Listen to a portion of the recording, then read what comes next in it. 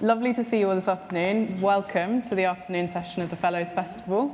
My name's Hayley Sims. I'm Head of Policy and Participation at the RSA, and I'm absolutely thrilled to host this conversation with three incredible creative leaders this afternoon. So by now, it will be abundantly clear our theme for today is courage, and this conversation is going to focus on courage and the arts.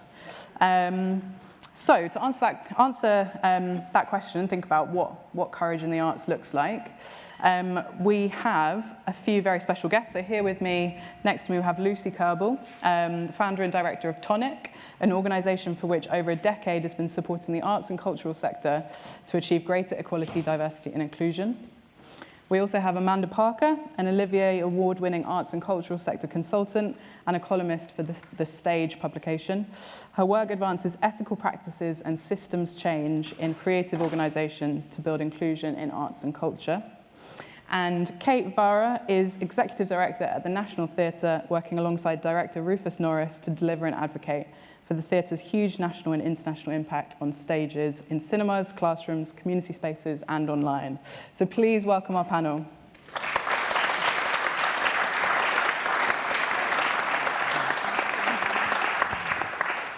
All right, thank you. So Lucy, I'm going to ask you to kick us off and set the scene for us with some of your thoughts about where courage is needed most right now to support the creative sector, not just to survive, but to thrive in the context of some pretty challenging headwinds. Great, thank you. All right, hello everyone. So when I was asked to do, I got asked to do this sometime before Christmas by Vicky Kington, who's the Director of Communications and Content here at the RSA. And my first instinct was to go, oh, that feels tough, because I feel like now is a time when courage is really required in the arts. I'm also aware that it's been an incredibly tough time for the arts. Obviously, we're not the only sector that's had a really difficult few years. But when she sort of asked me about this, I kind of felt slightly like there was a bit of a kind of a crouch position that a number of people in the arts have sort of metaphorically adopted, of kind of, no more. And I spend a lot of time working with people who are leading arts organisations, and who, doing extraordinary work and working incredibly hard in very, very difficult circumstances. So I guess that what I am starting off by saying is that it has been a really complex time. So I'm aware that plenty of you in here will work in the arts. For those of you that don't, I've just listed a few things just to give you a bit of context as to some of what's been going on in the last few years. So in terms of obviously COVID, which kind of hit every sector, every person, but I think for the arts, and particularly the live performing arts, there were particular complexities around reopening. Anything that involves big groups of people coming together for very obvious reasons was really difficult around COVID, and lots of openings and reopenings and then shutting down again. Obviously, there's been a very big financial legacy of all of that, and for some organisations, particularly the bigger ones, there's loans to be repaid, and that's only really beginning now. There was a lot of stuff that came up really during the pandemic around perhaps the imperfect relationship between freelancers and organisations, which hasn't really been rectified and is really, really knotty, but that has created quite a lot of unhappiness. And then, of course, just as organisations were getting the green light to reopen, of course, costs shot through the roof, and that was everything from building sets, buying timber, through to restocking your bar or your cafe. Then, of course, connected to that, there was the cost of living and the impact that was having on everybody's workforces. And, of course, everyone's been impacted by the cost of living, but in a sector where, salaries, fees tend to be lower anyway, there's a certain level of precarity, which was, particularly difficult for people in relation to cost of living. Then, as well, we've found that the public are behaving differently in terms of ticket buying, or how they're spending their spare time, or how they're spending their disposable income. And then, of course, we've seen sort of ongoing funding cuts, and this hasn't all started recently. There's been ongoing funding cuts for many years now, but as I'm sure you'll all be aware, that sort of continues to roll on, and recently sort of the news of councils having to make 100% cuts to arts funding. So, and there are other things that I'm sure I have missed, which I'm sure Amanda and Kate could sling in as well. All of which goes to say I think it has been a time of feeling quite exhausted and I think maybe a need sometimes just to sort of hunker down and kind of get through it. I think where courage comes in, however, is that we do need to remind ourselves of just how important the arts is. It is absolutely fundamental to our lives. You know, access to the arts gives people respite. It's that gig that you go to on a Friday night that just allows you to slot, you know, click into a different plane. It's the escapism of the novel that you read after you've done the dinner and loaded the dishwasher and you've got a couple of hours before bed. I think that the arts creates a sense of coming together.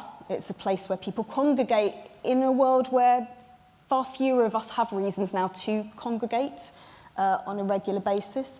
And of course, participation in the arts, whether it's young people or adults, teaches creative thinking. And you know, I think we all know we live in a world that is complex and where there are things coming down the tracks at us or things that are already underway that we are going to need generations who can think creatively, who can innovate, who can empathise, who can dream up new ways of doing things. There is no better place to learn how to do that than via arts education or arts participation. So I think that we do need to hold on to just how important the arts are to society. But at the same time, I think when you are feeling a bit exhausted, a bit under things, that is, of course, when you can sort of want to stay in your comfort zone or sort of do what we know how to do, but maybe on a bit less budget, or maybe we might need to push those ticket prices up a bit there because some people can still pay that, so then that will just about hold over there. I kind of feel like we're now at a point where we do need to find ways collectively to be deeply creative thinkers about the future for the arts. And I know that might sound like an obvious thing. We work in the arts, of course we're creative thinkers. And I think, yes, we're creative in terms of the works of art we put out there for the public, but I think I'm talking more now about deeply creative in terms of how we do things, what our processes are, our systems, our structures. Our country has changed dramatically, even just in the last 4 years. It is going to continue to change dramatically. And doing things the way that we were previously, I don't think is going to quite wash for much longer. So of course it's not about throwing the baby out with the bathwater. It's not saying let's get rid of everything, let's burn it all down and start again. However, I do think that now is the time where we need to support one another to pull our heads out of the exhaustion and the mire that we are very understandably feeling, and to be deeply, deeply innovative about how things could be in the future. And I'm happy to talk more as we go on about how we might do that. Brilliant, thank you. Beautifully put, thank you. So I'll come next to Amanda. So yeah, I wonder if you could say a little bit more about sort of what we might do. So should I start with an audio description? Because I don't know, you've been filmed. I'm Amanda, I use she, her pronouns. I'm a black woman with blonde hair in need of a retouch of my roots. And I am wearing a pink top with a black overcoat and a pink tartan skirt. Thank you for inviting me to speak today. So how do we find courage when so much feels beyond our control? When so much with regard to wealth, our health, our engagement with others, our freedom of expression feels dangerous or hopeless. And once found, how do we use that courage to ensure that we build back better and inclusively to honour those pledges that we made in lockdown and beyond to build a sector that is actually inclusive and diverse? To hold fast to equity, as so many of us fear our own extinction within the sector. In a series of articles I've written recently for The Stage, but also elsewhere, I detail where the gains have been made in diversity in theatre and where the sticking points are. And very largely, the gains have been made on stage in representation. And the picture, of course, is less bleak off stage, and particularly in leadership, business, finance, funding, the power roles. Systemic inequality still exists.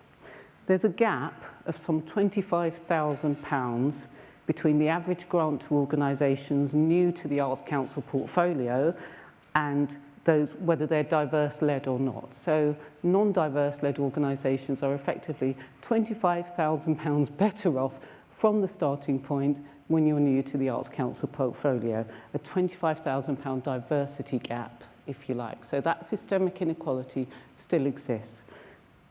So when we come to courage, when we come to thinking about courage, courage means doing the things despite the difficulty, to attempt to achieve an end despite the penalties, the risks, the costs or difficulties that are of sufficient gravity to deter others from doing it.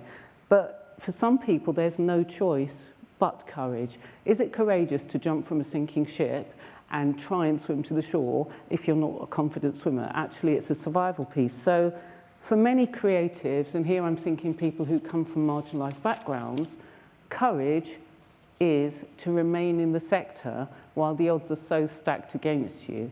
But for many of them, courage is the only choice. Sometimes being pragmatic is courageous. And when it comes to the UK's cultural sector, especially the arts and cultural sector that's not commercial, that's not for profit, being courageous right now, to me, means being really clear-eyed about the likelihood that the sector is going to shrink. It is going to get smaller. The public purse is shrinking, our access to it is diminishing. The workforce, as Lucy's spoken to already, is physically and mentally running on empty, and there's huge technical disruption coming with AI, which literally means jobs will be different and fewer in some areas. So clarity of thinking around what the sector will be, to me, is an act of courage.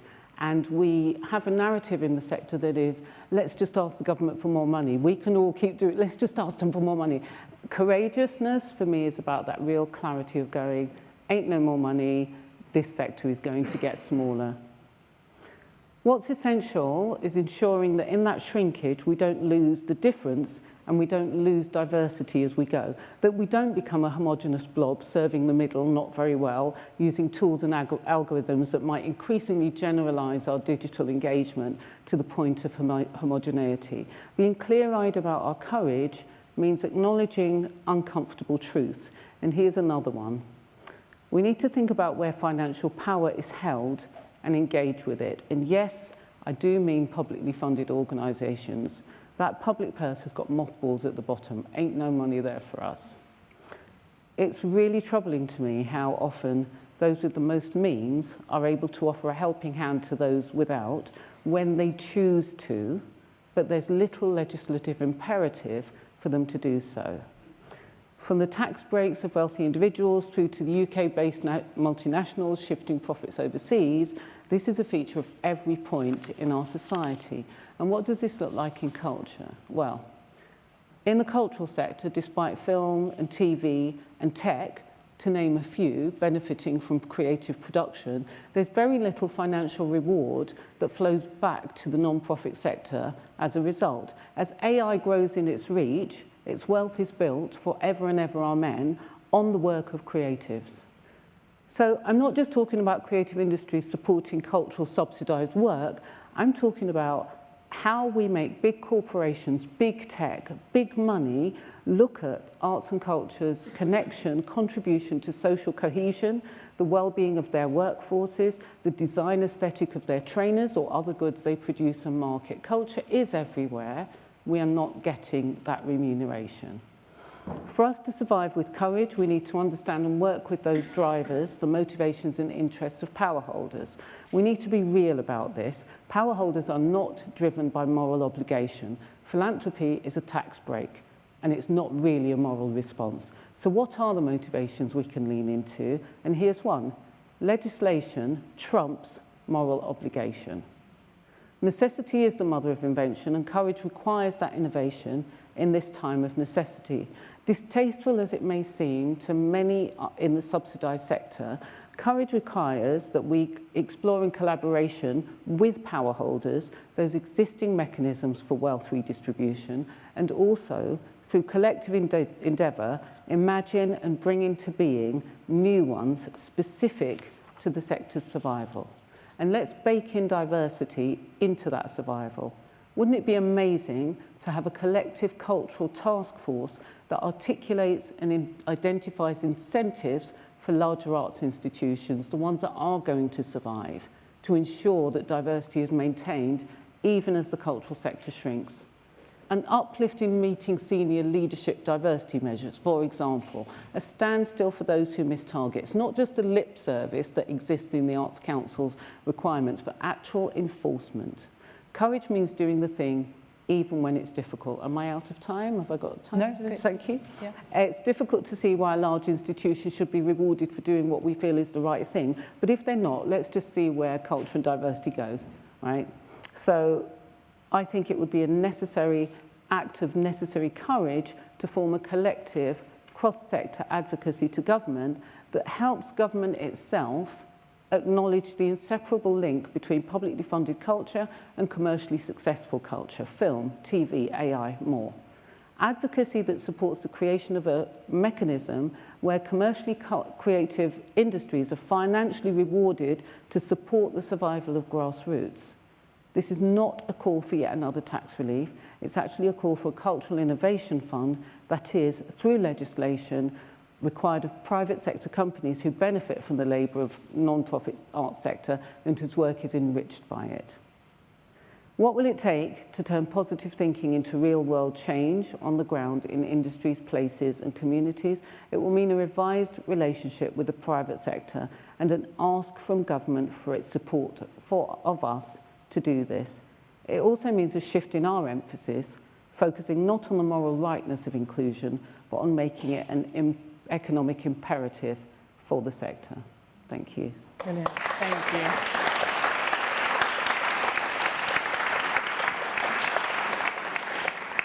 Thank you. And some reflections from you, Kate. Give us some hope, maybe. Some hope. That's a good mandate.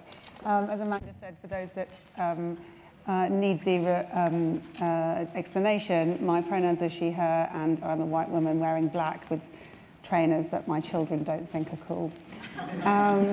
So I'm at the National Theatre and been given an opportunity to talk to you from the perspective of someone who is running a national institution that focuses on not just artistic excellence on its stages, but also participatory work for young people across the country. And our work also is shared digitally throughout the world, both in cinemas and online and in schools. And in reflecting on the theme of courage, I really drew on the fact that courage is hardwired into the practice of being an artist. If I look at the teams who are currently hard at work, getting the 3 productions that we're about to open on our stages at the moment, I look at our actors who every single day go out and show extreme courage and bravery, stepping into that space and giving of themselves. I look at the creative team who let the idea that they've had grow into something that people will rate out of 5. Who works in an industry where they rate your success out of 5? I look at the audiences who are coming in to a space that often they don't feel natural in or welcome or might not have been in as a child, but they still step in and they're still feeling brave when they do that, particularly post-COVID. And they are, as Lucy said, coming back, and that's a wonderful thing to see. And I look at the young people that take part in our programmes who come to us with hope and with a sense of eagerness and anticipation for what this could do for their life, not just today, but tomorrow as well. So I think courage just sits really comfortably in our DNA, and that is a good thing, because as Lucy outlined, there are huge challenges and headwinds that have been facing our sector, not just during COVID, but actually in this glide path to recovery. I almost think that running one of our organisations during COVID wasn't actually as hard as it is now. Of course, it was an extraordinarily challenging time, but there was one big central thing that we all had to grapple with. Now, there are headwinds all over the place, and trying to figure out how to rebuild your audience, rebuild your workforce, rebuild your relationship with the freelance community, at the same time as thinking really hard about some of those internal challenges that we've got from a financial perspective, takes a bit of focus and definitely a lot of courage. And picking up on what Amanda talked about, I think the courage aspect comes in really keenly when you're trying to think differently because all of us have to challenge our preconceptions. There was a way of doing things in our sector, and I speak specifically with the performing arts kind of hat in mind, but I think probably this is resonant across the creative industries. There was a way of practicing, there was a way of reaching our audiences, there was a way of telling the story of who we are that is completely different now and not appropriate for the kind of environment in which we're practicing. So some of the really practical things that I'd like to pick up on today and share with you all and seek your feedback on are around what resources do we need as a sector to really shift and change the way that we work, what relationships do we need to build, and what infrastructure do we need to have to make it a sustainable sector, not just to work in now, but also to work in the future.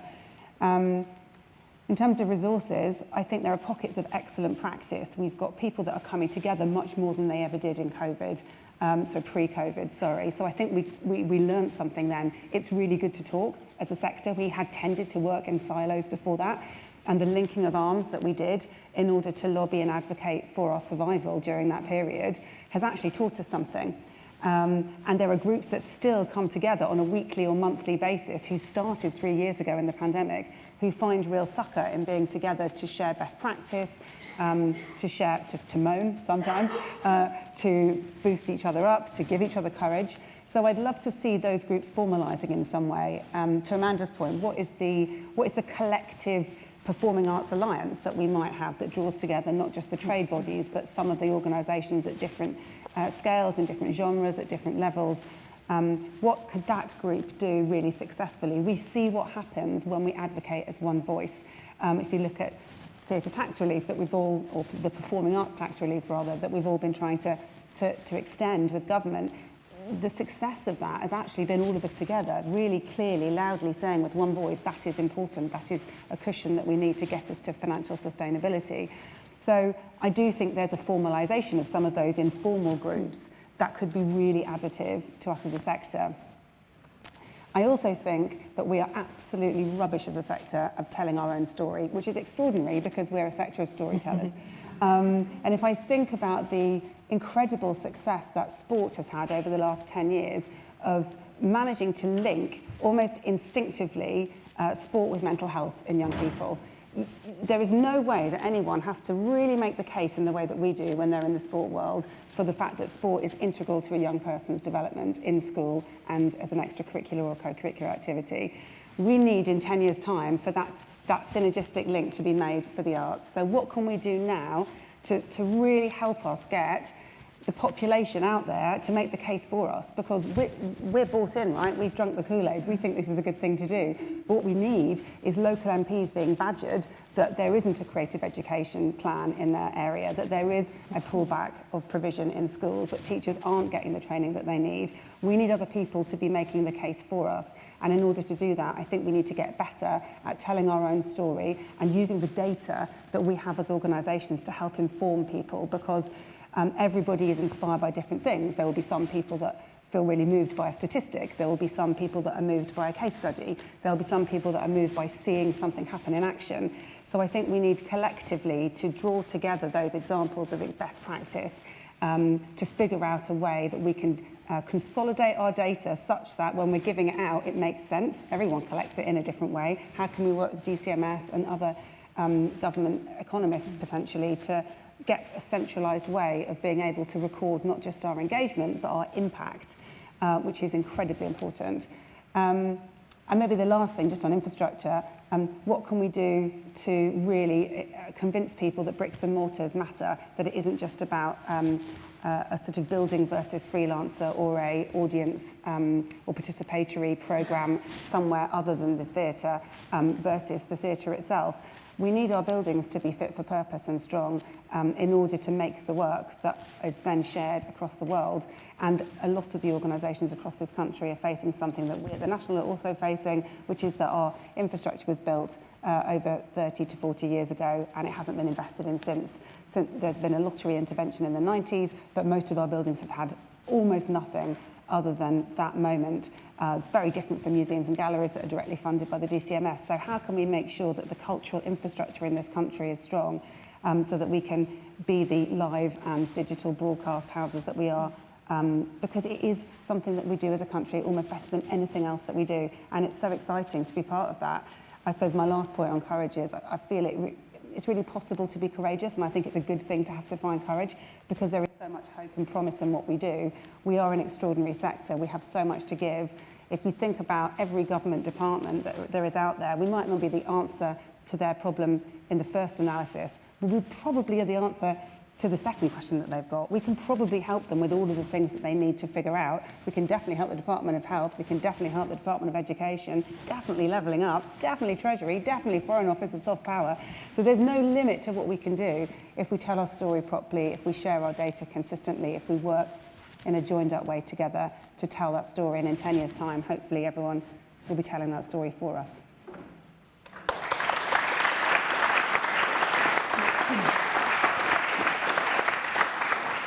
Thank you. Well, that was incredibly inspiring to kick us off. A lot of threads and themes I can sort of feel already coming out from across what each of you were saying.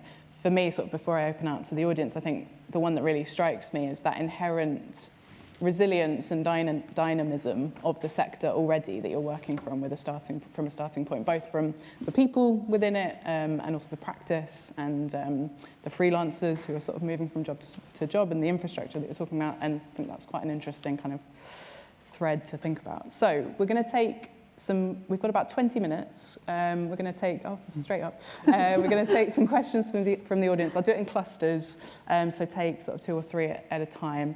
Richard, I think we've got someone straight over here. Thank you.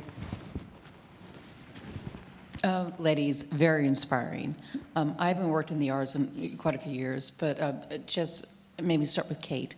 But just in terms of engagement, everything you guys are talking about, engagement with maybe not so much spotlight, but actors' equity. How much engagement do you have with them, and are they supporting you on this journey? Great. I think we've got one over here as well. Yeah, Nashara's got the mic.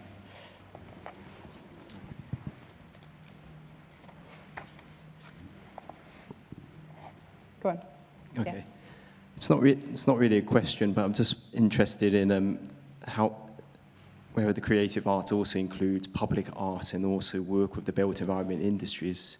I'm from the landscape architecture industry, so we actually work with you guys quite strongly, at least providing public art in high streets and master planning projects. So I guess the solution would be to maybe collaborate more with the green and built environment sectors, maybe collectively. We also face challenges because, as you're probably aware, £28 billion of funding, which would have actually come to the green sector, is basically being pushed back. So we actually face a bit of an existential challenge as well. Yeah. So I wonder if we could actually collaborate. Now, I'm a bit surprised that arts will be seen as non-important. It's always been historically important. It's been the fabric of urban conurbations. It's been around for centuries. It's also what brings in tourism. You look at Hackney Wick, you look at Shoreditch. People don't come to these places because of the buildings. They come there for actually to be curious about the art. People go on art tours. I mean, you get so many of them in London. Yeah, brilliant, thank you. And there's another one here, and then we'll... Hi, my name's Costas. I feel a little bit of an imposter in a room of creatives, because I'm not a creative, but my daughter, who's 26 and is a creative, who couldn't sadly be here with me today, would want me to ask this question. She has a multi-ethnic background and a visual impairment, and she's focused on telling human stories. Today, I'm a business coach, and I help senior leaders deal with conflict, not avoid it, but resolve it. And the thing I've learned the most from my daughter's explanation of these human stories is how the arts can educate people in not only understanding themselves better, but understanding a different point of view. She just keeps reminding me, it builds empathy. It builds empathy. So in response to Amanda's very interesting summary of private sector, I used to be in financial services for my sins, but private sector collaboration, and to Kate's reference to the fact that the arts don't speak well enough about themselves, I wonder if conflict resolution and inclusive leadership as a linchpin can help large organizations recognize that leadership and development programs sometimes don't teach that as effectively as going to an incredible piece of art and having a discussion around it within teams. Thank you. Brilliant, thank you. Should we just take some responses to those three then? We've had something about sort of identity and personal understanding, built environment, and the lady's question over here. Who would like to kick us off? I can see your scribble. I'm really happy to respond to that last point. Can leadership development benefit from deeper engagement with arts? I mean, absolutely, definitely. You walk into any major or minor gallery in the country and there are rich stories of survival and erasure right there and learning to be had. So, I mean, that's an easy one. How do we make that happen? How do we do that? Theatre is an empathy boot camp, so you're absolutely right. And actually, lots of organisations have got brilliant leadership training schemes that you can do as a corporate, and that's a really good way of diversifying our income stream and making sure that we've got a kind of commercial edge to some of our corporate partnerships. So you're absolutely right, and it transforms people when they come in and do it. So we need to promote that more. Yeah, I mean, it's something actually my organisation does, because there's something within certain areas of the arts. So my background's in theatre, and one of the things that we have used over the years is the particular skill set you learned from theatre. You know, theatre is all about interpersonal dynamics on the stage. It's all about character A interacting with character B, what they want, what tactics they play to try and get that. And there is a lot that can be learnt from that and applied to things like how we have meetings. You know, we spent a year actually with the National Theatre some years ago looking at how they could have meetings in a really effective way, and a way in which a diversity of voices could be heard. And I think the application for the wider world is significant. So I think there are certain skills that we can take from different areas of the arts and apply them to the wider world, absolutely. And I think that work is already happening. Brilliant. And what about the others? So built environment, any reflections on that? Can I come back on the built environment? Yeah, I mean, absolutely. And I think that the arts, I don't know if the arts is always as brilliant as it could be at looking beyond the kind of the arts. You know, I think that wider culture areas like the built environment, I am not familiar with lots of collaborations between arts and areas like the built environment, and I would absolutely agree that there should be more, because if we're looking at the impact on people's lives that these things have, absolutely the built environment plays a huge influence on how we experience the world around us. So yeah, I would wholeheartedly advocate for more of that. And I suppose, Amanda, that's kind of your point with the sort of cross-sectoral view that you were talking about. Absolutely. I think built environment, I mean, of course, it's a casualty of a focus that says what is the productive GDP growth output, what's the economic output of this industry. And when you have ones that are either basically immersed throughout culture, throughout society, it's very hard for Treasury and others to quantify and measure those, so it's very hard for some people to actually articulate their worth. But so yes, we're in the same ship, and I think my point about how we articulate to government the need for industries and the benefit that they have from what we do as well, and to raise taxation specifically for culture, absolutely applies to the built environment, absolutely does. Yes, I'm sorry, Lucy. Well, I was going to say also the other point you made was people come to areas because of the arts. Of course the arts is important, but I do think there are two things which have been in train for some time which are sort of minimising the arts. I think the reduction of arts education within the school system is significantly reducing the importance of the arts. You know, I'm having conversations with universities that teach art subjects and with conservatoires, and they are struggling to recruit students, particularly students from the UK. And there might be a number of drivers for that, but one of them logically would suggest that if you don't learn it at school, you don't plan to do it at higher education level, you don't see it as a career. So I think that is something, there's been a whittling away there. And then of course the reductions in arts subsidy, which has been in train for some time. And while we recognise what the complexities are, you know, subsidy is about saying we think this thing is so valuable that we are going to, at a state level or a local level, we are going to put money in because we believe that the benefits of it outweigh the cost of that. But of course, if you have a gradual whittling away of that subsidy, not only does that work disappear, but it does also signal something very loudly about the value you do or don't ascribe to those things. Are you gonna? Yeah, there's definitely something really interesting to talk about around placemaking, and to pick up on Amanda's point earlier about diversifying our income streams, because government funding, for the reasons that we all understand, whoever's in government is only going one way for this sector. So what can we do collectively to be proactive in managing that? You know, working in local areas with developers who've got properties that they want to build with cultural quarters within them that helps their profitability and commerciality is a really smart way for organisations across the country to try and figure out how to get some what used to be called Section 106 funding. But you know, there are ways in which I think we can work with local government to ensure that it isn't just a handout and via a subsidy, which is, you know, is, as Lucy said, it's essential that we have some form of subsidy for our sector, absolutely. But if we could diversify and ensure that developers come in as part of that and really support that local placemaking and create cultural quarters, that would be really exciting. And it also helps with things like touring, because from the National Theatre's perspective, you know, more people see our work outside of London than they do inside of London. 1 in 4 kids in a school has an experience of the National Theatre before they leave school. These are all good things, but they can only happen if, for example, our actors want to go out on tour and have decent digs and accommodation. And 30 years ago, the digs were great, and it was Mrs. Brown with a cup of tea and a lovely bacon sandwich in the morning. It's not the same now. And actually, for example, getting a developer to, as part of a development, build in a set of accommodation so that touring companies could take those and use them as their acting accommodation. I realise that's fraught with problems, but we should start from a place of inspiration and adaptability, as opposed to immediately zoning in on the thing that's not going to work. And it's a conversation that we need to have with government, because I can think of another really compelling example of Piccadilly Circus post-pandemic, where those big screens, the hub of the tourism, London's tourism, was absolutely empty, and there were no adverts coming any time now because nobody had been in production, so there wasn't anything.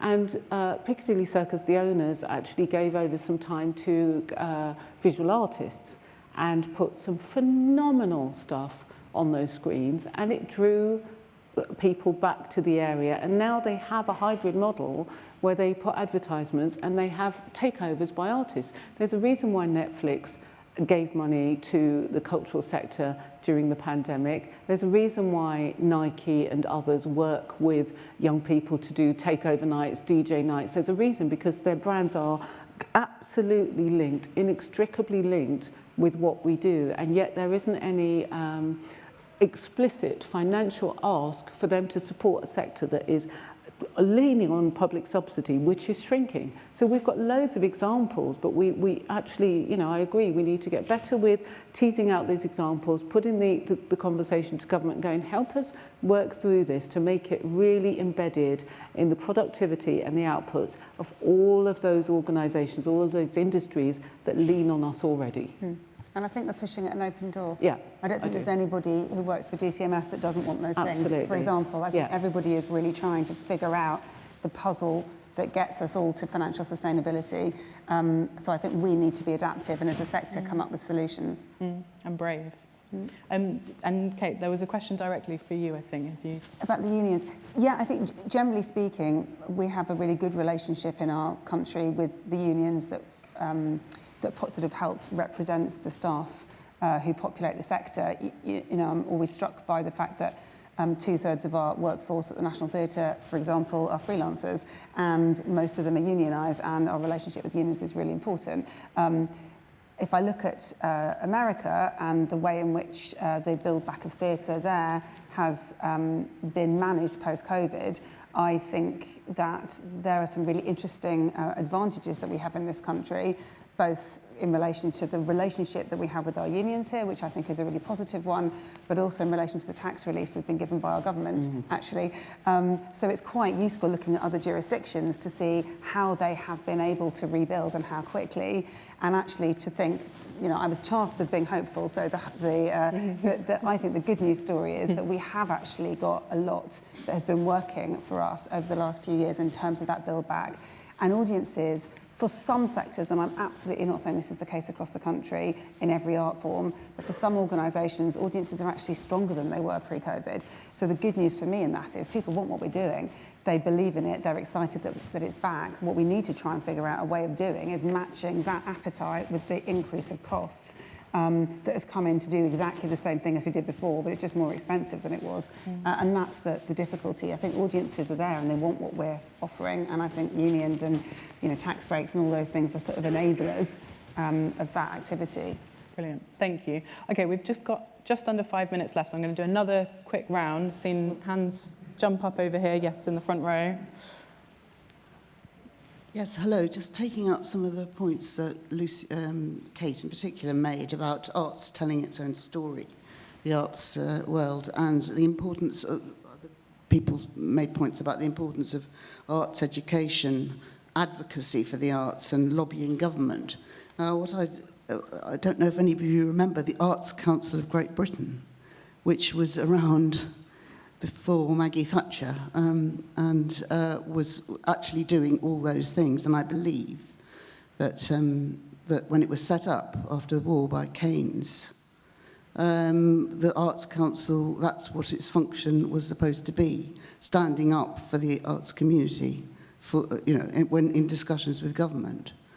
And it was because it actually became too politically powerful in the 1980s that Thatcher disbanded it. And I think the Arts Council is now a shadow of its former self. So I think something that might be considered is whether there is a case for reconstituting an Arts Council of Great Britain. Great. And I'm very sorry, I'm going to ask for just the lady behind you in red to just very briefly ask the question. Sorry.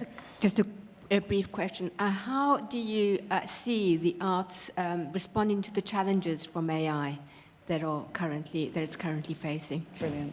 And I'm very sorry for others. We are really short on time, so I think we'll just leave it there, but I'm sure you can ask questions online afterwards.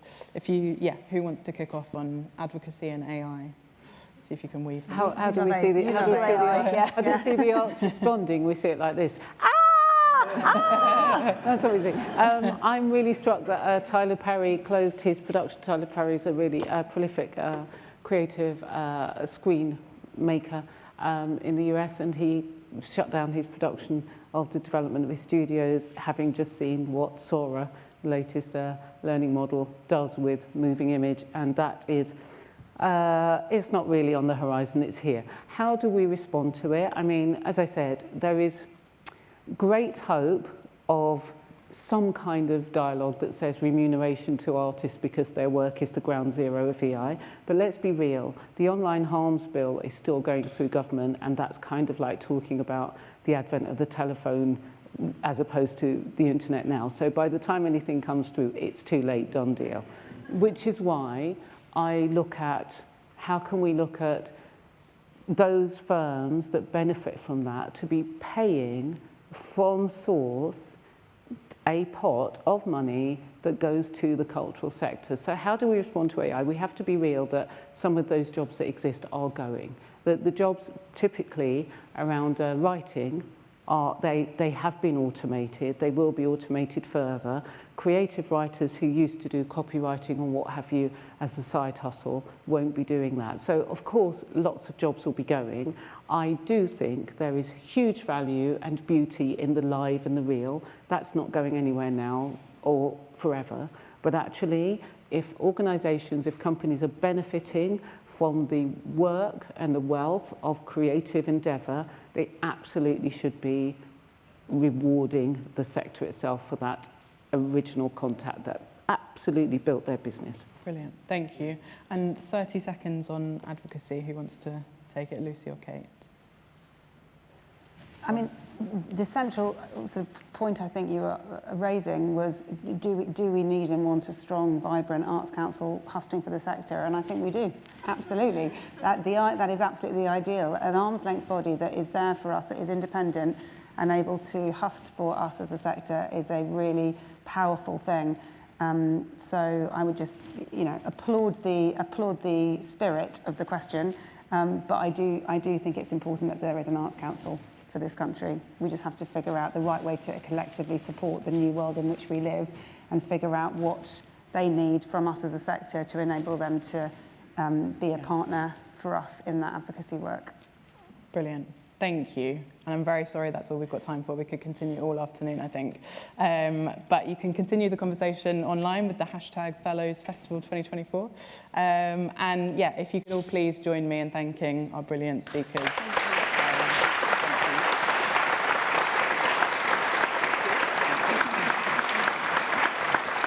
Thank you.